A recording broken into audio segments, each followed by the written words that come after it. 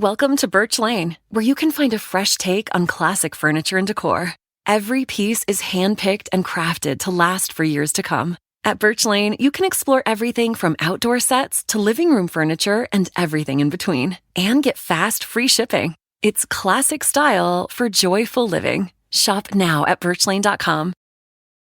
Pacifico is a Mexican lager brewed to be discovered. It's like fresh tracks on a powder day. Like that uncharted trail a stone's throw away. Like the perfect wave on a sunny day. Pacifico. Find your own way. 21 plus. Drink responsibly. Imported by Crown Imports, Chicago, Illinois.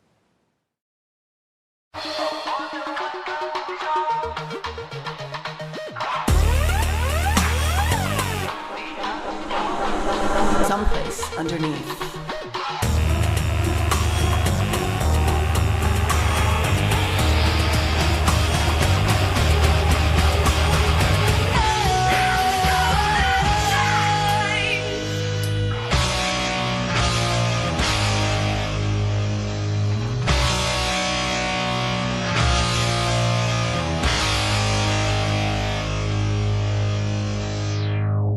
I'm excited to go see Korn in a few weeks live. The vegetable? Yeah, that's right. They're going to be dancing on stage. It's Veggie Tales. Oh. Yeah, that's right. Wow.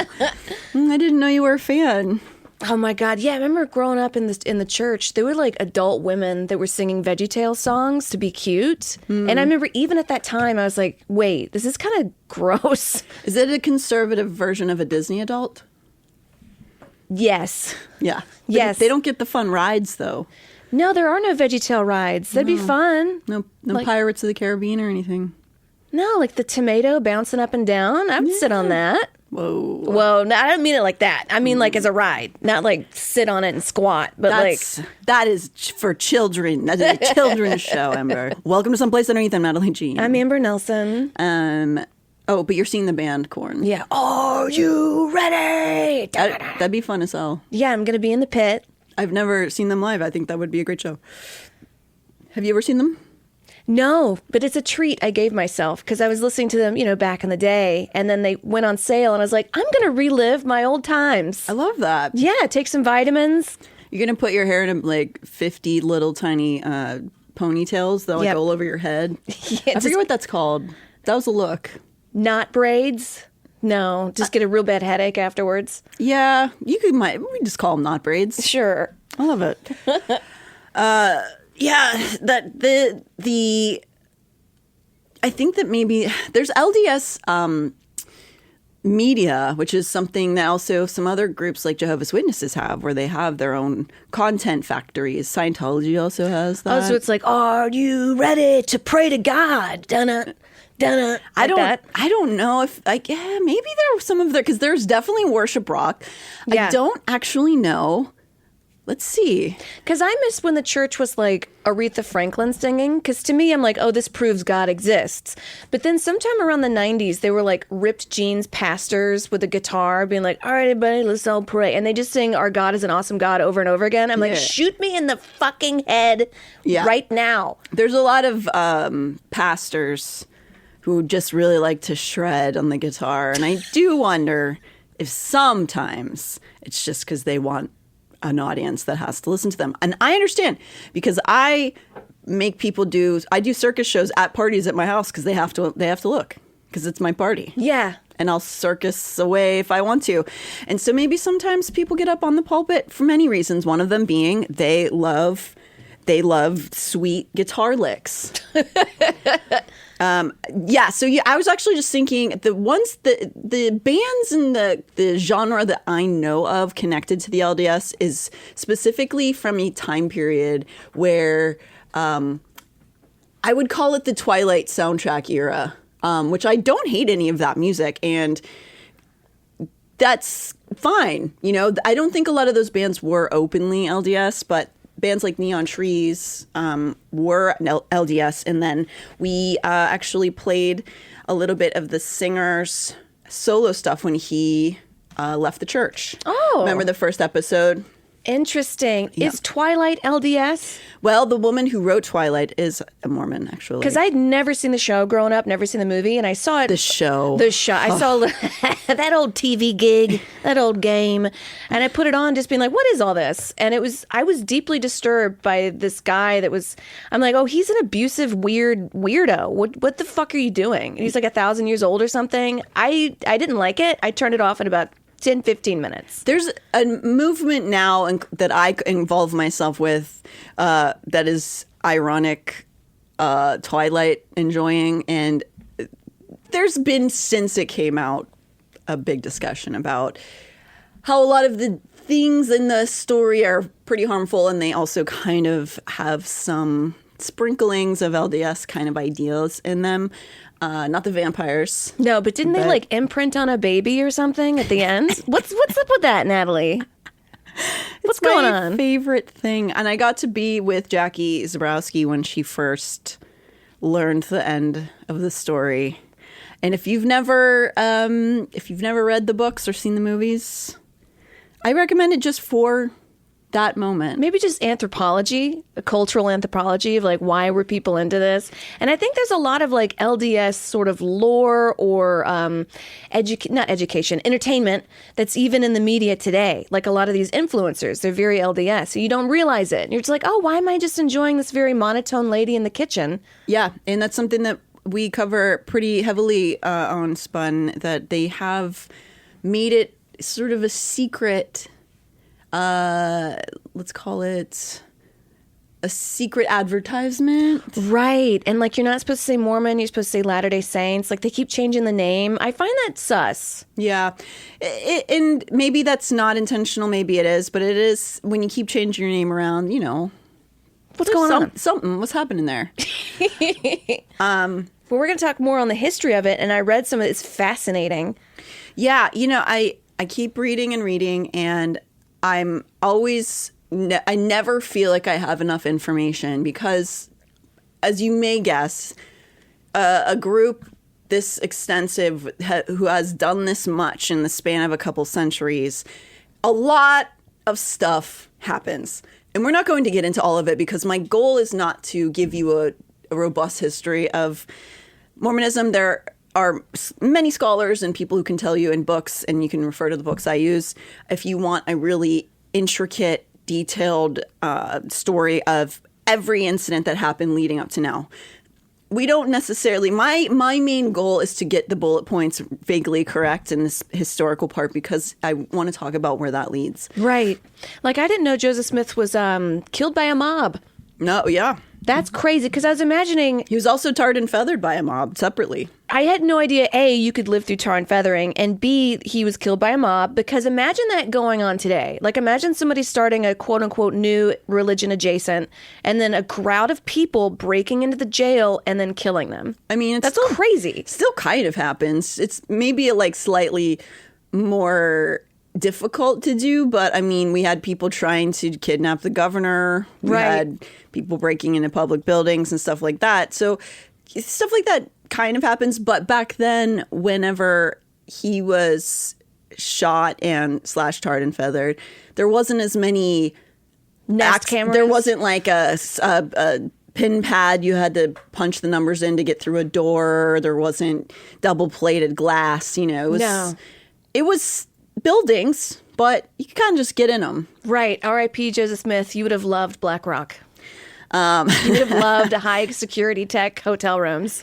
I'm sure he would have. Oh, can you imagine? Oh, he'd be so excited if he got to have like a Pope mobile. God, I looked up the most expensive hotel room in the world. It's $1 million a night. It's not even that beautiful looking. It's just high like security. You have to cross through several metal doors to get in there. Is that necessary for anyone, or is it just some wealthy person's idea of like comfort because their paranoia has all the people they've double crossed to get their money have led to paranoia? Yeah, probably that. Yeah, I think I can think of a lot of leaders of groups who would be really invested in that kind of room. Joseph Smith being one of them, for sure. And we talked about his history. We will obviously be keep bringing it back into the fold as we go through the future of this church, but he's not the only person who really shaped this church, because as we'll talk more at length about, he died in his late 30s, and he was only around for the first decade and some change of the church itself, and he did put his stamp on it. Things that he said, decreed, created, still is practiced today all across the planet by millions of people, which is mind-blowing.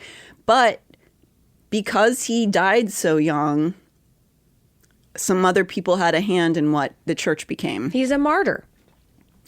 Yeah, he absolutely is a martyr. And martyrdom can make people do a lot of stuff on the other side. So basically from the point when Joseph set up shop in Kirkland, Ohio in 1831, built their first temple opening in 1836, to Joseph's early death by gun in 1844, at the age of 38, a whole ton of stuff happened. It's truly extraordinary that that brief amount of time would go on to have such a ripple effect on American society. The fringe group itself might have had some unique elements, but to be honest, the group itself wasn't all that extraordinary. It's extraordinary what happened, though. High control groups with fringe beliefs are, unfortunately, at least it's unfortunate in my opinion, really common. Research from a St. John's University School of Law faculty document called The Application of Human Trafficking Laws to Groups, popularly known as cults, and proposed changes to laws regarding federal immigration, state child marriage, and undue influence, published in 2021, estimates that there is up to 2,500 to 8,000 cult-like groups in modern-day America. Many of these are small in terms of numbers or adherence, although it is hard to estimate numbers when child birth certificates are never created. Which is something we talk about quite a bit on Spun, because people who aren't accounted for, who exist, are missing. They're missing from safety, from the conversation. They're missing from a chance at freedom. And so it's why we bring it up all the time and why we're covering this. Right. now. And that's a big number, 2,500 to 8,000. And these are groups. So you could have 500 people in a group. Or way more. Or more. Yeah. So this is not a new thing. It's not a unique thing. It's some part of the human psyche, the human condition. Well, you want to be in a group and you want to be understood. That's a basic human need, is to be understood and heard. And if you're just around your boys, we're just out in the woods having a good time. And there's also that inherent need in some people to control, or maybe they really genuinely feel like they have a connection to some greater power and they have the answers. But Joseph Smith was definitely somebody I would count in those numbers. And it's a stark truth that so many groups like this can pop up. In the time of Joseph Smith, this thing that we call the United States was in perpetual chaos as white settlers purged forth across the land, taking and claiming, establishing new towns and territories that were often procured by drawing blood. As there were always people with ideas of how things should be, Joseph was one of many looking to leave a legacy. Not that he shouldn't be acknowledged for what he managed to create, I guess, but I say acknowledged, not revered, because it is really interesting to watch somebody develop towns and religion and try to set up banks. Right. But well, if you do it with religion, it's not we're setting up this town and this bank and this commerce because we want to. We're doing it because God wants us to. So you're going to put in that extra hours and extra blood, sweat, and tears. Yeah. So it is a form of manipulation. Whether or not you believe in God, I think that most people can agree that many people who say that they are speaking through God's voice, they're saying differing statements. And so most likely they're not actually talking to God, even if there is one, right? What? Really? I know. I'm sorry. I thought they had a hotline, like the red telephone the president has. They just ding, ding, God. I mean, we don't know what's on the end of that red phone. Who really is answering it? Is it the devil? Just Steven from accounting? Yeah, it might be Steven. What if it's just really boring? What's on the other end of that red phone? I think it probably could be if there is anything. Right. There's theories of the afterlife that are sort of that idea of just everyone just standing around. Right. It's just boring as shit. Yeah. So we don't know. Nobody knows. Anybody who says that they have absolute knowledge of what happens is lying to you or confused. That's something I will stand behind saying. That's a statement, my opinion, that I'm saying. They Natalie. always seem to want young brides. That's what God wants Wow. all the time. That's All what right. God says he wants. And God always says the person he's talking to is awesome. That's right. And never question them. Huh. Which is something that groups use all the time to do terrible things. And there are people who are powerful in this church today that are still using that same concept, is that if you question what I'm saying, you are doing ABC crime, you are wrong, which is never a thing that you should strive to, which is a red flag to me, Right. generally. That's dictatorship. Yeah.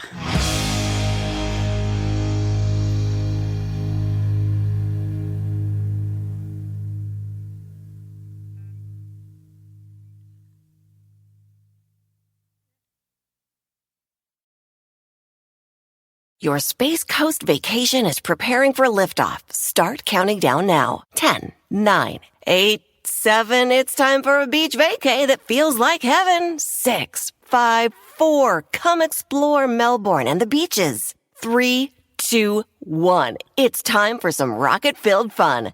Count down to your best beach vacation ever on Florida's Space Coast. Launch your planning now at visitspacecoast.com. NetCredit is here to say yes to a personal loan or line of credit when other lenders say no. Apply in minutes and get a decision as soon as the same day. Loans offered by NetCredit or lending partner banks and serviced by NetCredit. Application subject to review and approval. Learn more at netcredit.com/partners. NetCredit. Credit to the people.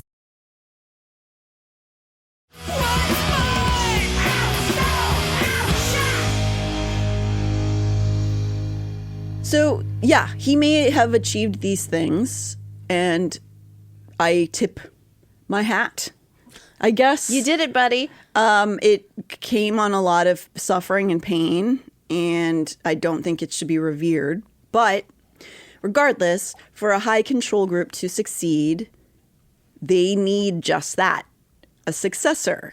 One of the definitions of the word succeed is To take over a throne, inheritance, office, or other positions. so for a group to continue on past a leader's death or imprisonment or some other factor that leads him to, or her, not to be able to be the leader anymore, there will usually be a person chosen by that first leader. And then often also, generally there tends to be some usurpers who are also saying, actually, I'm the one who should be taking charge. And that's really how a high control group can last through legacies, right? You can't just go off the one guy forever. There needs to be other people being like, well, now I'm the one who knows. It's just how that works. One of the most well-known successors of a high control group is one we've covered before, David Miscavige, the supreme leader, the one who is the head number one guy in the Church of Scientology today. The founder of Scientology, L. Ron Hubbard, had allegedly chosen other people to take over for him. It's hard to know the whole truth of who he chose, though. One of his alleged chosen successors was his son, Quentin. There was a couple known as the Brokers, and his third wife, Mary Sue, were all up to potentially take over the Church of Scientology. There's much debate over who and when and where LRH's hopes were for Scientology to continue on. But one person he did not point to was a very young David Miscavige, and he's the one who ended up with the church, the Golden Goose, all the money, all the power. And he managed to besmirch the names of the competitors, including L. Ron Hubbard's widow. This is very medieval. Yeah, definitely. Very medieval. And also, do you think he got that throne because of his looks, David Miscavige? Because I will say he's pretty attractive. But you could look at him and be like, oh, this is like a political, like... He looks like a politician. Yeah. For sure. He's got a very plain white man face. Right. He's got a very... Slick back hair, full... sort of robotic. Yeah. Some people really can trust that. So the reason I bring that up is because those things occurred in the lifespan of Mormonism, and they are actually very similar in many ways. Even though Mormonism subscribes to Christianity, I often find parallels between Mormonism and Scientology, and they both also have the common factor that they're American religions. Right. They're religions that really found their footing and their doctrine based on this new America. Well, my mother doesn't even think Mormonism is a religion, is Christianity. She's like, this is a cult, and they're using God's name for this. Like, she gets mad at it. Yeah. So even your mom, who's a devout Christian. Yeah. Yeah. They are still considered outlanders in many circles, for sure. And they were at the time, too. And another common experience in a high control group when the original leader is no longer capable is there will be a bunch of splinter groups, both before and after the original leader is in power. People split up. They start a new little branch. They start a new name, but they use some of the doctrine. You know, that happens all the time with any religion, really. But both of those things, the splinter groups and the leadership battle, occurred in the lifespan of Mormonism. And each of the splinter groups that have come from Mormonism have provided their own flavor to it. And a lot of it is what I would call bad behavior or maybe a little bit amoral behavior. But inarguably, the biggest spin-off group, the biggest spin-off splinter with the biggest spin-off leader, the grand successor, if you will, is a man named Brigham Young. History is told by whoever wins the wars. Back as far as Joseph Smith himself, the lore was already being spun in real time. When the Mormon Church was still called the Church of Christ and Joseph was simply calling himself their first elder, Joseph dictated the revelation that commanded the faith to keep, quote, a record, unquote. But that order came with a specific purpose. Such records would detail how Smith was a seer and translator and prophet and an apostle of Jesus Christ, and document how members of the church gave heed unto all his words and commandments. In other words, the new faith's historical record. It's from American Zion. So, in other words, he asked somebody to write a book, being the subject, with the subject dictating it, no questions asked. Autobiography, sure. But doing this in this context is a little bit of a polarizing decision because he is writing in mystical things about himself, right? He's saying, I am these things, trust me, bro, put them in a book. Which is powerful, especially in a time when writing things down and having that shared was still kind of a big new concept. That was how people learned things, right? Right. They didn't have TV. Right. They didn't have, it was just a way of communicating differently in a way that could potentially cause a lot of a ripple effect, right? So he put these things in a book, and ultimately you can keep the most devout, most fanatical around you if you can convince them of your magic. Some people are going to immediately say, oh my, get out of here. Is this like when I was little and I was like, I can move objects with my mind? I just can't do it now. I can't do it now because you're looking at me. Well, did you then pull in a group of children and make them give you money? And I should have. What was I thinking, Natalie? Well, you didn't do it right then. So a lot of people would hear these things that are being written, and a lot of people did hear it and go, get out of here, you weirdo. But the people who do believe it, they really believe it.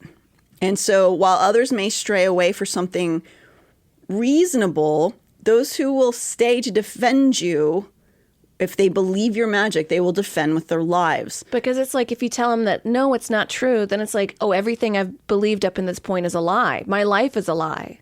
For sure. And to be honest, I'm going to say he added some fun stuff to the Christianity aspect of all of this because it was based in Christ, but he added some pizzazz to it. He said that we have multi-tier heaven. There's no fiery pit of hell. It's different. It's not like that. There's all kinds of fun stuff in our afterlife. So like the lowest level is heaven is like me being stuck at Costco. Yeah, it's like called the terrestrial. So it's not hell, but it's kind of like my version of hell. I'm just stuck at Costco with those big fucking shopping carts. Yes, essentially. I mean, I think that terrestrial, right? I don't know why that sounds wrong to me. Celestial kingdom, terrestrial is the middle, and telestial is the lowest. Okay, so Costco's telestial. Costco's telestial, and there's something called outer darkness. So, sorry, I don't mean to laugh at people's beliefs, but yeah. I'm sorry, outer dark. Am I just floating in space? Mm-hmm. That sounds kind of cool. It could be kind of fun. So the goal within this church is to reach the celestial kingdom, which is where all the cool stuff is, where you get to create spirit children and have your own world and all that stuff. Wow. Which they claim they don't say you will have your own planet, but they definitely have suggested that since the beginning. They just are like, no, we didn't really say that. Anyway, so we'll get into that more. Yeah, there's these really fun new things that he's thrown into Christianity. And it's likely that this sort of audacious bolstering of himself helped lure in Brigham Young, along with so many others.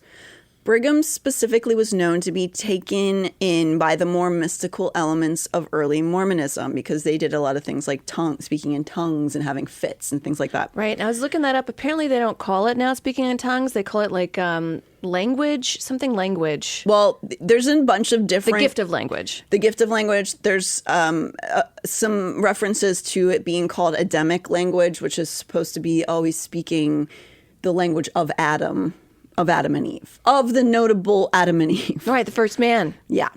So this is something that Brigham really connected with. And during Joseph's era, where he was essentially going door to door trying to sell his ideas, sell his book, he was picking up devoted followers all through different areas of the new United States, and including the New York vicinity.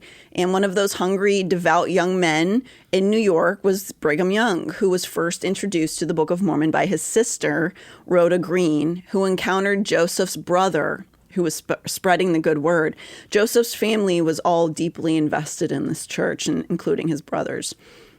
So by the time Brigham joined in the early 1830s, Mormonism was already getting a bit of a reputation for being kind of kooky. They were like the weird kids in class. They were like, yeah, people didn't do this. People didn't generally like it. They had sympathizers, but a lot of community around them thought that he was a con artist and that they were doing weird, blasphemous things.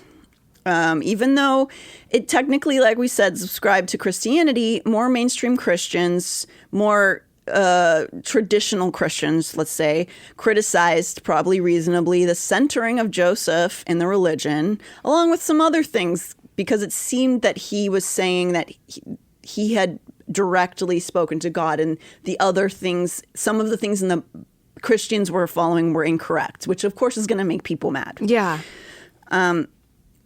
Around this time, the young spark plug of Brigham was toying with the idea of finding Christ, and he had left his previous practice in the Methodist Church.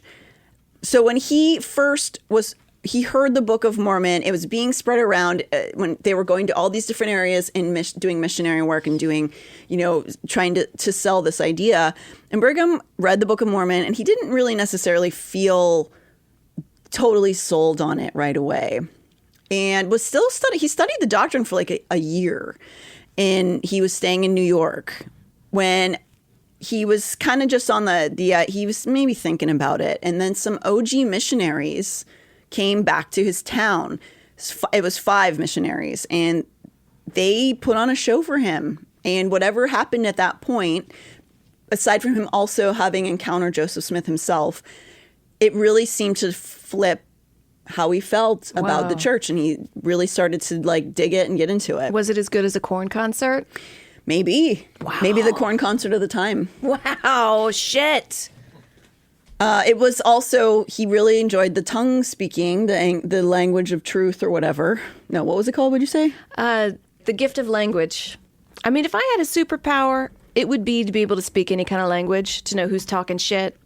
But they have these new earbuds now that you can interpret in real time what people are saying. I do imagine in the relatively near future, we will be able to just understand all languages through AI. Right. So we'll see how that goes. They had this language thing for dogs. It was like a collar that you could interpret their barks. And shocker, it was a scam. And so you can go on the website, I forget what it's called, but like go and like look at the reviews. And like, I bought this so I can understand my dog and it doesn't work and it never showed up. The dog just says, send the company money, please. That's the only thing that will make me happy. So yeah, speaking in tongues is definitely not exclusively a Mormon thing. Oh, there's a lot of different churches. Pentecostal. But this was something that they very much embraced at the beginning of Mormonism, before it was called Mormonism. But he connected with whatever message they were sending. From his first encountering of the Book of Mormon in 1830, it took him 2 years to say, gentlemen, I've done all the research in my lab, and I am in. And everybody clapped. Oh. No, I don't know if they did. But he also met Joseph again, so that may have helped close the deal. Joseph was obviously very charismatic and really drew people in. He had whatever that gift was. Or curse, depending on how you look at it. So he was baptized into the church, still known as the Church of Christ at that point, in April of 1832. And also pulled in a bunch of his siblings and their families and would continue to bring family in for the years to follow. However, he didn't yet leave New York. There were already the most devout surrounding Joseph, following him and living with him. And at that time, they were in Kirtland, Ohio. But the next step for a young is to commence missionary work, which many young Mormon men continue to do to this day, and sometimes women. Unfortunately, while Young was out doing this missionary work during this time period, his wife, Miriam, contracted tuberculosis and began wasting away. She finally lost her fight in September of 1832, leaving Brigham with 2 young children. So this is already after he's pretty dedicated to the Mormon church and his wife died. Is that kind of drama an event that causes a chain reaction, leading him to move to be near Joseph? Maybe. Probably, to some extent. That would cause you to have a drastic change if your spouse died. I imagine it wasn't, unfortunately, it was probably not that out of the ordinary to lose a spouse to consumption at the time, but I'm sure it's still traumatized people, even though they wouldn't use those words. Right. Like a lot of children died very young. People got very sick, but it was still, people were sad. It wasn't like, oh, there they go. Right. And we might describe trauma now as like picking up your whole life and moving to another state with this guy who was saying he could talk to God, but they wouldn't call it that. You know? Regardless, we don't really know what his exact change, his thought process was, but within less than a year of her death, he was moving his family to Kirtland to be with the most devout Mormons. This could have also had to do with Joseph taking a liking to Brigham. So now that he was devout and he was having connections with Joseph, Joseph really thought pretty highly of this young man. At one point before his move to Joseph, Brigham did the speaking in tongues for him. And Joseph declared that, actually, Brigham, these tongues you're speaking are Adamic. Wow.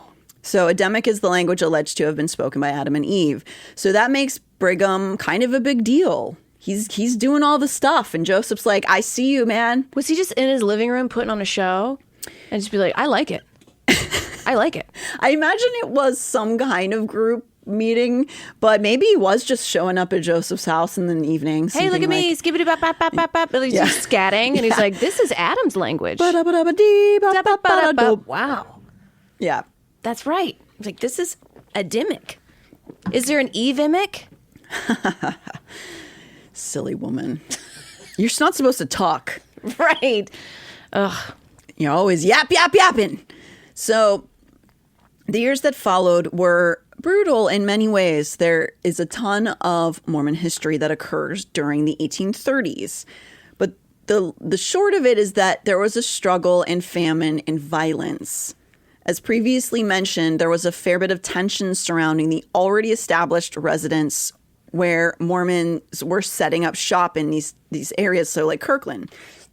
I keep saying Kirkland. And Kirkland is the generic brand from Costco. Yeah, that's like sweaters and milk, right? Yeah, I keep saying Kirkland. It's not. It's Kirtland.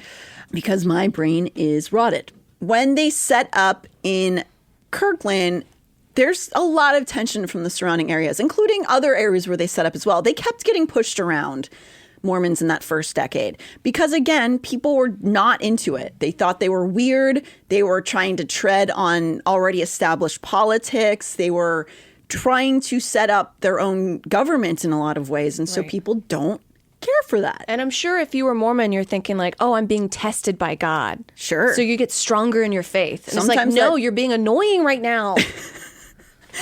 God. You're being annoying. I love that. And you're right, because it is something that we see over and over again in these kind of groups, is that the harder it becomes, the more challenged the more pushback they get, the more they hook their claws in, right? And so that probably in many ways benefited him, even though they had really hard times a lot of the time. For example, one interaction involved a mass shooting of Mormons in 1838 by Missourians who didn't hearken to what this fringe group was trying to establish in their territory. A group of about 30 Mormon families were ambushed. When they saw 240 armed men advancing near sundown on October 30th, the women and children ran into the woods, while the men and older boys gathered in the blacksmith shop. The militia then fired thousands of bullets into the poorly defended building for up to an hour, killing 17. 2 of the deceased young boys shot at point-blank range. Nits make lice. One of them, men allegedly quipped after firing a bullet into the 10-year-old's head. Yeah, it's pretty dark. What does nits make lice mean? Basically saying the kid's going to fester into one of the adults. So even though he's a child, he's like, you got to get rid of it. Yeah. It's very dehumanizing. Obviously, this time period, a lot of innocent people were being murdered on a daily basis, especially because the country was developing, the indigenous people were constantly slaughtered, and people also who were bickering in these ways often used violence. Right, and this is like muskets, so you had to load. I'm guessing they didn't have AR-15, so like they had to fully be like, fuck you, and then go back in to like load the gunpowder. Actually, I'm gonna look this up. Because that's dedication. If you got to reload every time, because I imagine I would like want to reload and be like, wait, that's a kid. Right, that's a kid. Come on. You would think you would have more time to run it through your mind, right? But I guess it was just so normalized at the time. Okay, so these were definitely faster than muskets. It seems like they had people who are gun people are going to be very irate with me right now. Yeah, let us know. They are revolving rifles. They were intended to increase the rate of fire. So they were better than a musket, but not as fast as like an AR-15. Oh, no, definitty not as fast as that. But this was the road leading to that. They were like, we need faster and more bullets. Mm-hmm. So this is that period that they're in. It's still going to have to probably be reloaded much more. But don't worry. Don't worry. They didn't have to keep loading every time. And that horrific massacre, it is incredibly tragic. I mean, the idea of just killing children in that way is just so hard to process, even in a time period when I guess they just did things like that sometimes. I guess. Imagine like running into the woods and then hiding there. And then what do you do when the bullets subside? Do you stay there?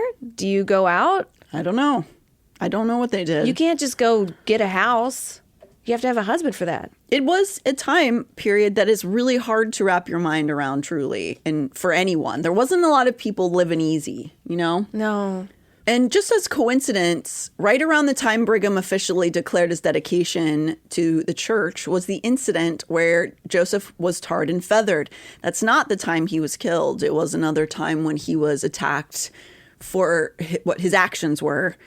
He would probably say his beliefs, but it was also because of the actions that he took. Right. And not saying the people who attacked them were necessarily right either, but he was doing things that I would classify as harmful, even in that time.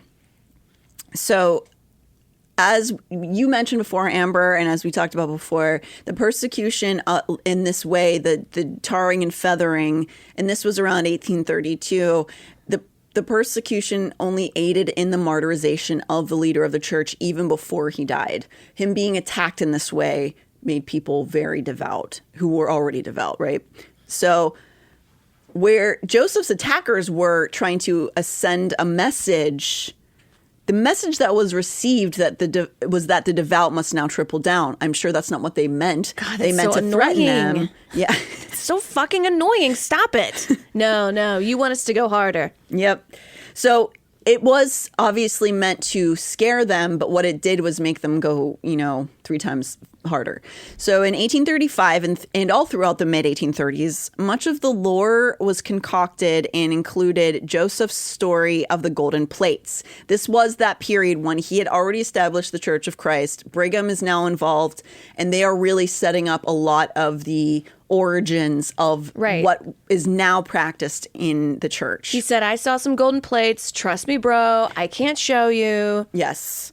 That is the long and short of it, yes. So these golden plates that he said that he read were said to have been sent to him, messages sent to him by an angel, and that only he could look at, which is very convenient. I, again, should not be the one to break down this origin story. Please refer to the books American Zion or No Man Knows My History. Or if you're like, I ain't reading all of that, I'm not kidding when I say you can learn a lot from the South Park episode. Yeah. But I bring it up because the golden plates were verified by the 3 guys known as the 3 witnesses. And those witnesses are important to validate the story. So the 3 witnesses become just as important in this building church, which then kicked off a series of hierarchical positions in Joseph's church, which led to, in 1885, him naming what he called the Quorum of the 12, inspired by the 12 apostles of Jesus Christ, which, if you're following, makes Joseph Smith the new Jesus. That's very sacrilegious. I can see why people are pissed off. Yeah. And he doesn't say he's the new Jesus, but he's thinking it. Yeah. The Quorum of the 12 Apostles is still the basis for the leadership in the LDS Church today. But in that first 12, and so obviously they change over as people die, but there's always 12 people at the head of the church.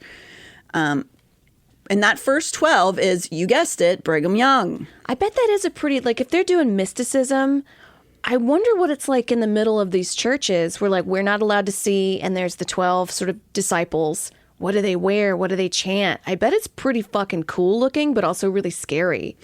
Probably, because you are in a sense putting a show on for people. Yeah. So you probably do need to at least, I'll show you, Amber, and we'll post this somewhere on socials, but this is the picture of the first Quorum of the 12. Very serious. I mean, a big part of religion is show.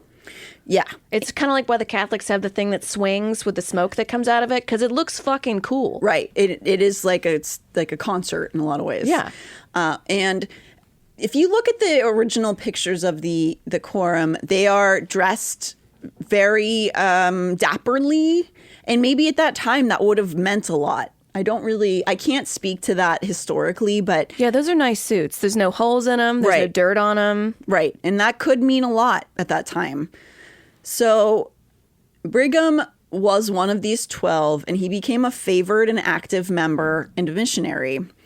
When Joseph wanted to try again for expanding their lands, Brigham led, I guess you could call them expeditions. He would lead groups to proselytize to indigenous people, which I'm sure they loved and appreciated. Yeah. That whole section is another episode that we will get to about how white nationalism became a central part of Mormon faith. All of this time period, all of this challenging growth and trying to make the church bigger is fraught with tension and antagonistic, unfriendly responses from the people around them. There are failed projects. There are failed what I will call crypto schemes. They were trying to start a bank. There was expulsion from entire states. They founded entire towns and then were expelled from them.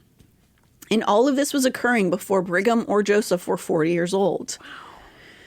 Many of the most controversial and damaging doctrines were put into place prior to Joseph's early death, including plural marriage, which was allegedly proposed by Joseph to help people into a righteous afterlife. More likely, with a fair amount of evidence, it's because he's a slimy little weasel boy. Yeah. But that is also an episode for another day.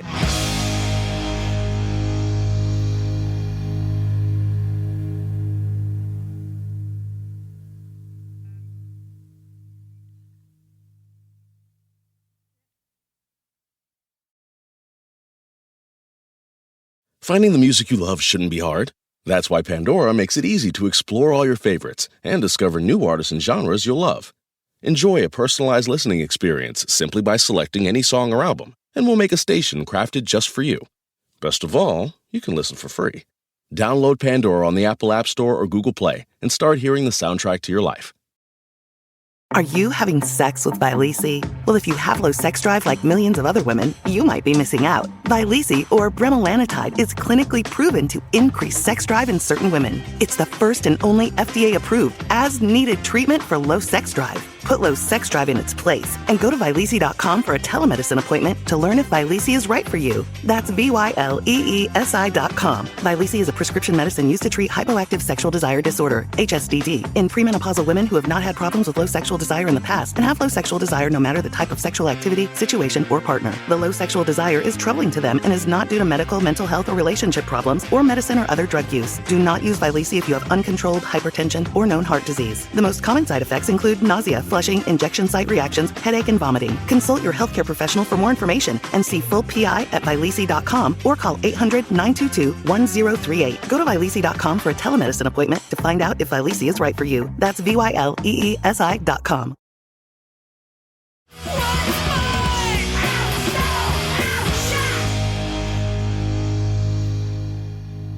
You know, I was thinking to myself, polygamy is also bad for the young men, because if you're a young boy growing up in this, you're now seen as competition. So what happens when you're budding at age, like 13, 14? You're probably kicked out. Well, we'll get into that quite a bit when we cover the FLDS, which is a splinter group from Brigham Young's Latter-day Saints. That is a huge problem, actually. And we'll talk more at length about that. Shortly before Joseph's murder in 1844, he and his council created something called the Council of 50, which was to correlate with their intentions of having government control, including Joseph's intended run for president. Oh no, it could have been so much different. History could have been different. I don't think he would have made it. People were not, they didn't like him outside of the church. So I don't think he would have made it to the presidency, but it's interesting that it mirrors something that happens 2 centuries later by one of his most devout followers, Tim Ballard, would also be gunning for president. Again, that's another episode for later on. But Joseph seemed to not just want to run for president.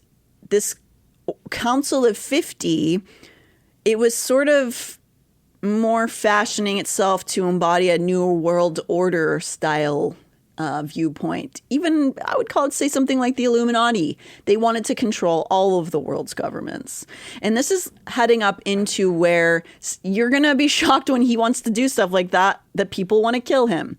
So Joseph is towards the end of his life trying to put together this council where he was like, well, it's not going to only be Mormons. It's just going to be 50 men who are secretly running all of the governments of the world. But doesn't a lot of these and tell me if I'm wrong, but people today of this, they always talk about the New World Order and how people run it. But that's what you guys are doing. Well, he tried at the very least. Or they tried at least. And they do control a lot of places in a lot of countries. So that's a fair point. This obviously, the Council of the 50 did not come to fruition. Not totally, but I do wonder, like we just said, if he would be happy how much impact, I would argue damage, his little church has caused globally. Brigham Young was, of course, on this Council of 50 as one of the favored men in the group. While Brigham was off on the road, literally campaigning for Joseph's presidency at this time, Joseph was shot to death while awaiting trial for treason. He was facing a number of accusations, rightly, including the polygamy that had involved manipulating a number of already married couples to hand their wives over and underage girls.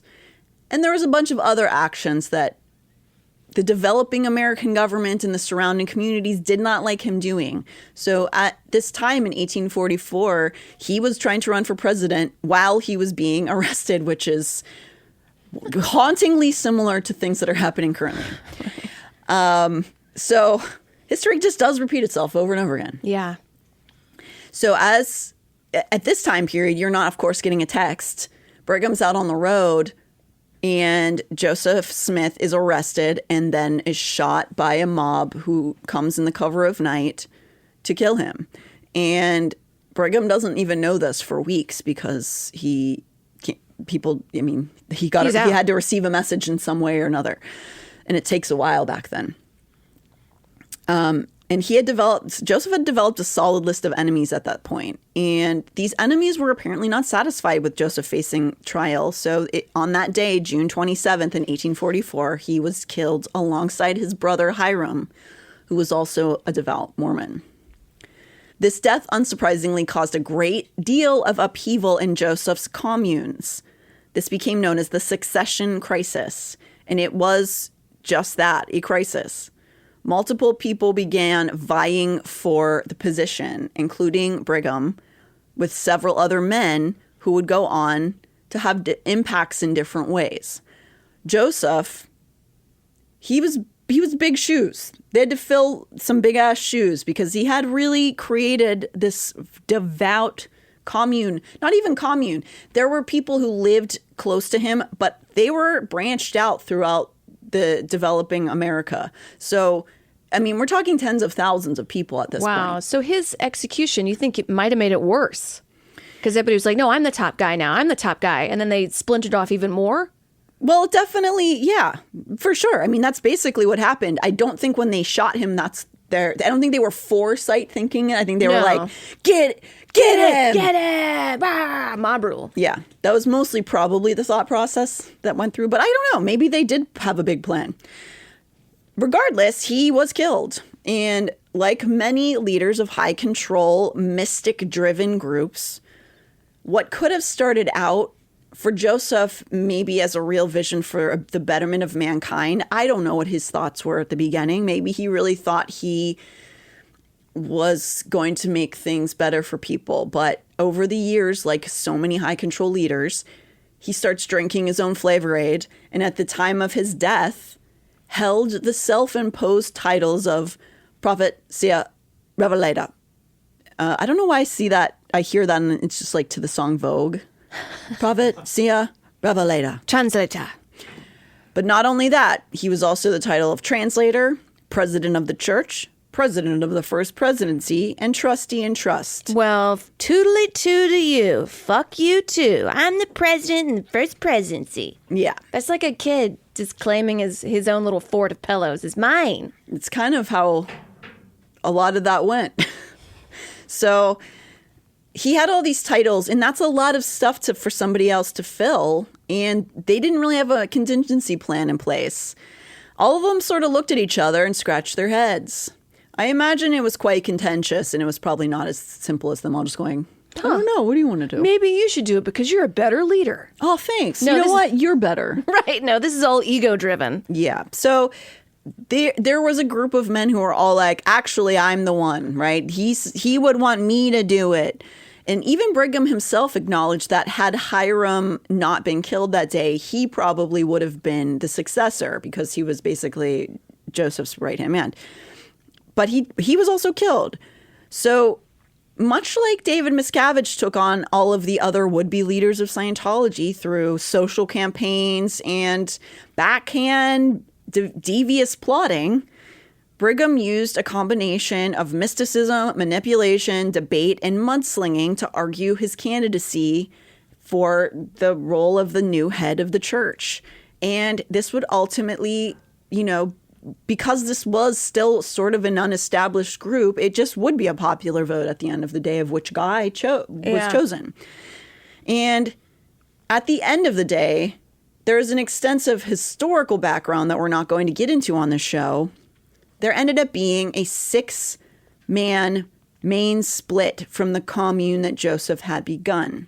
Of those 6 splits, which eventually turned to 7 splits, Brigham maintained the largest number of followers. So he was, by most accounts, the person who held Joseph's church.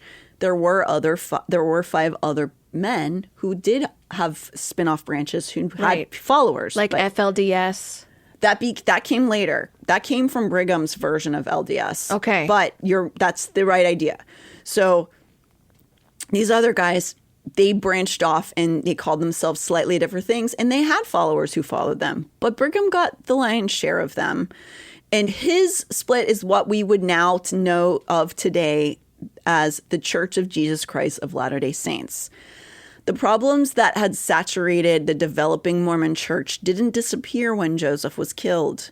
He was looked at from the outside of his church as a con artist, and people were not happy to see his church, his community, managing to stay together after his death. Instead of, however, trying to maybe just blend into the community more to keep their church going, Brigham said, "Nay, we shall triple down on all the things outsiders see as wrong, because we are the one true church and thus know the true desires of the Lord." I'm paraphrasing. He didn't say that specifically, but that was the idea. That when Brigham took the church over, he didn't try to, make amends with the outer world and be like, "Listen, we'll tamp this down a little bit." He went, "Y'all are wrong. We're right. We fuck you guys." And because he did that, they wanted him out of the town. Wow. So at this point at Joseph's murder, they had established a town named Nauvoo. And that was where they were when Joseph died. And soon after this murder, the vast majority of Mormons fled the area because of the constant people trying to make them leave. So not all of them left immediately, and not everybody involved with the splits immediately left. But the bulk of the people with Brigham kind of had to bail. People were like, "We killed the guy. What are you doing? Still doing shit here." And so they left to find their other land. Where they were just kept getting interfered with by America. And they were going under the impression that America, you could have religious freedom. And that's still something we have to sort of wrap our minds around and argue with to this day, because you can call any horrible act religious freedom. Right. And we still kind of have that into our Constitution, into our laws, that you just call something a religion and then you're supposed to be able to be free to do it. Right. I'm just taking a bunch of kids, not giving them social security numbers. It's my freedom of religion, Natalie. Do you think that's why they settled in Utah? I might be jumping the gun here. You're not, actually. Because it's so, like, if you've kind of driven through or look at pictures of Utah, it's very mountainous, and it's hard to break in there. Well, at that time, it wasn't a U.S. territory. So where they had been developing their towns was considered U.S. territory, and they were constantly at odds with the U.S. government, and they were like, "Fuck America. Right. We're going to go somewhere else." And so they kept going west. And over the next few years, Brigham began to build his vision of the church. So in the late 1840s. And spoiler, it involved the use of slavery. Yay. This sounds like terrorism, Natalie. It depends on who you talk to. Some people would call it proud American history. So it was him, Brigham Young, who led the group to what is now known as the Mormon Mecca, Salt Lake City. Here, he told his flock that they would be undisturbed by the meddling U.S. government. The U.S. government immediately came through and said, "No, we're also here. Other white people, welcome." And obviously, there were many, many indigenous tribes who were already occupying that land when Brigham led the Mormons there, and eventually America showed up. And Brigham, right ahead of America, said, "Hey, you're welcome, people of the land. We're here to help you." And he definitely tried to turn them to Mormons. The next couple of decades were, probably not surprisingly to most people, struggles and clashes as they just traversed this land that was new to them, but an established world to many other people. And so there was many things that happened over those next couple of decades, but they managed to survive. By 1870, the church had established over 100 settlements that spanned hundreds of miles, ranging from the northern Rockies to southwestern California. So they managed to do this in this time period. Many of the worst policies from the original Mormon doctrine were kept in place, like polygamy and child marriage, because you got to get them in young. Got to indoctrinate them. I mean, at a certain point, you're right. It's kind of like, congratulations, I guess. I don't think I could have done this. I think after a while, I've been like, I'm tired. I don't like this. And a lot of people died you know, in the process of it. And a lot of people suffered, including especially the indigenous people who were already there, just minding their own business. Especially like mid to late 1800s. It's already pretty tumultuous. So I'm going to want a grocery store nearby, even though if only they have like a can of beans and some flour. But they sound like they have nothing. I mean, I think that they would have had a really hard go of it, yeah. I don't even think grocery stores existed at that point. Or like a convenience store. What's it called? Market. What do you call it? Oh my God, what's it called? The thing in old-timey. Yeah, you go up, instead of like shopping yourself, which is a new thing, you go up to the teller guy and you're like, here's a nickel. Can I get a slice of bacon and like an a egg? general store. General store, yeah, that's it. I Googled old-timey store called. You know, now that everything's being locked up at Target, do you think we're moving back to general stores? Well, I think that there's always waves, and maybe the big box stores are going to go away for a while. We'll see. Maybe, because you go up to one guy and you're like, here's what I have. Give me this. As opposed to you shopping yourself for it. Yeah, that's true. I don't know. We'll see what happens. We'll see. Isn't that exciting for us? So he managed to create these establishments, and with the help of many, many people, of course, while Joseph Smith is still regarded in the highest to people in the church today and really revered and looked at as this martyrdom figure. He's Jesus, and Brigham's... No, he's God, and Brigham's Jesus, I guess? I guess you could put it... They don't say those words, obviously, but I think that you could make that comparison, yeah. Right. So it really was Brigham who helped shape what we know as modern-day Latter-day Saints. Oh, because Joseph Smith was just trying to start it. He had the plates, and he was like, I got this thing I'm starting. Hear me out, bro. And then Brigham Young was like, you killed my boy. I'm going to double down, and we're going to make this much more harsh.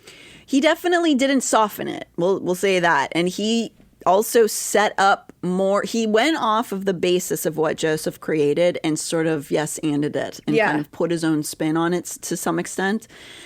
And just developed it. And so he's thought of very highly, even though we'll talk about in future episodes a lot of very bad behavior, unsurprisingly. There's universities named after him. Well, yeah, that's one of the reasons we are talking about his history. So currently, the LDS Church, which would be directly connected to the splinter that Brigham Young pulled away after Joseph Smith's death, totals around 16 million people. Whew. Though it's difficult to assess those numbers outside of the church records. But it is within millions and millions of people. Around half of those numbers come from outside the U.S. And so he really did, in some ways, create government in other countries. You know, I was looking at Brazil, because I have a lot of my lines go through there in astrocartography, and I was like, I don't know anything about Brazil. And I looked at like the north sort of eastern point of it, and there's a whole Mormon compound there. Yeah, definitely. I had South no America. idea. Yeah, there's a lot of Mormonism in South America, for sure. And it comes from missionary work, a lot of it. But the church saw an exponential increase in numbers in the time when mass media became accessible to many citizens, Americans globally, but mostly America, in the middle decades of the 20th century. Like many churches who based their teachings on a bunch of money, TV was a big game changer. Televangelism, that sort of thing, prosperity gospel, all of that started to really become a market when TV became accessible to people. I remember seeing ads for this church. Oh, I'm sure. Yeah. In the 90s and stuff. Mm-hmm. I remember that too. They probably still do have them, but we just don't see commercials. Well, there's ads all the time, Wasn't there on one like for YouTube. there was one for the Super Bowl. Oh, yeah. I think that was Latter-day Saints. There was $1 million marketing campaign about 15 years ago called I'm a Mormon. And then directly after they spent all that money, the heads of the church said, we shouldn't call ourselves Mormons. It's a slur. So it changed right after they spent all this money trying to show people Mormonism as like a normal, like, we're all cool, we have fun. It showed like a guy surfing and being like, I'm Mormon. And then right after that, they decided they didn't want to be called Mormons, which is very funny. Okay. But that is when the church saw its biggest numbers rise, and it got really big during the 50s, 60s, 70s. And now at this time period, it seems to have topped off and is potentially towards a number decline. But that doesn't mean that they haven't amassed powers of many kinds. Even if their numbers are dropping, their impact is still extremely important, and in many people's opinions, mine included, very dangerous. We drove past that church on the way to San Diego. And it was the biggest church I've ever seen in my life. It was their temples. Gorgeous. Yeah. I will say good taste in design. I mean, I guess. It looks kind of like a, like if you've never seen one, it looks kind of like a Gothic cathedral, but painted in white. Totally. It does look like a white Gothic cathedral. Yeah. And their temples all look like that. Their temples are not where they have regular church. Their temples are their like extra special churches. Right. But they still utilize them all the time. And it's something that people have to earn to go inside. Right. Like if you want to get married, you got to be extra, extra special Mormon to be in there. So while we're bringing up Brigham for a number of reasons this season, one of the largest will be because, in my opinion, my Natalie opinion, in my measure, one of the most influential reasons has been so much suffering attached to this religion is its connection to academia. And Brigham Young established their very first institution of higher learning. It was first established in 1850, known as the University of Deseret. A Deseret is a word that is a Mormon word. It eventually became known as the University of Utah. Did you think I was going to say Brigham Young University? Because that also exists, but that's not the that's not the college that he in fact started. So this exploration of college and higher learning connected to the Mormon Church is going to take us down some really shockingly pretty dark paths in the coming weeks. Really? Because I thought it was just like no holding hands. Got to check in with your key fob to get in there. That's not my favorite part about their colleges, but that's not necessarily mostly what we'll be talking about. Although I do think that is problematic. Oh boy. Because then I kind of went on a date with a guy. He didn't say what he was, but he did say you had to be at church, and if you weren't, and if you were caught drinking off campus, that you were expelled from school. This was maybe a 35-year-old man who acted like he was 12. He just had no experience of the outside. Everything was shocking. I remember I wore black to the date, like a black dress, and he's like, "Oh, you're in black." Oh, like everything was like such a...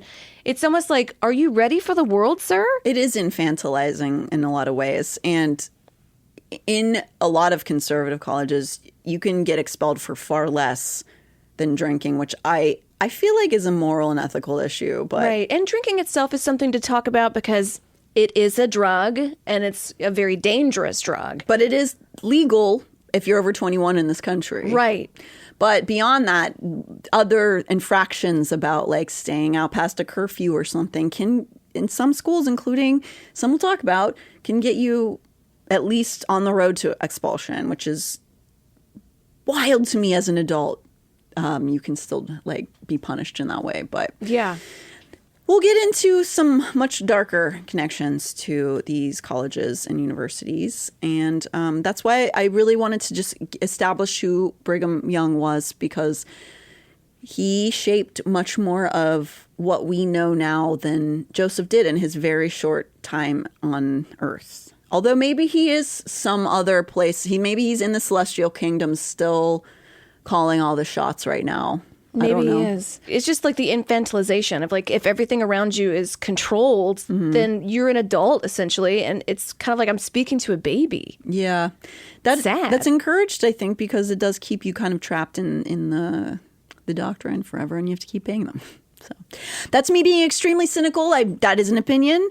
And you're going to get a bunch of them this season. So please be prepared. I'm going to bring stuff that is verified and fact checked, but I'm also, and you're also, Amber, going to be saying opinions throughout this season. No, everything I say is fact. Well, we do call them Amber facts. Yes, that's true.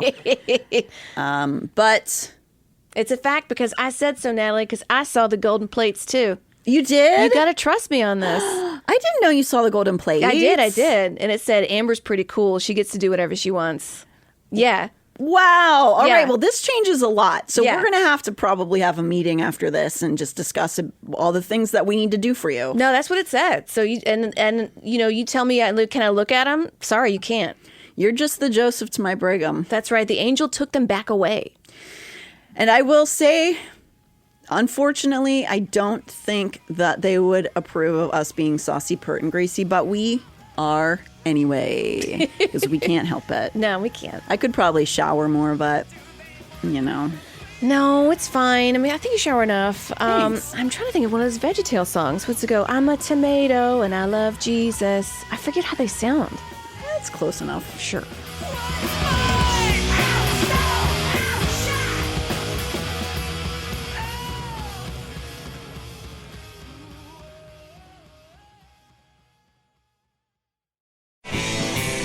This show is made possible by listeners like you. Thanks to our ad sponsors, you can support our shows by supporting them. For more shows like the one you just listened to, go to lastpodcastnetwork.com.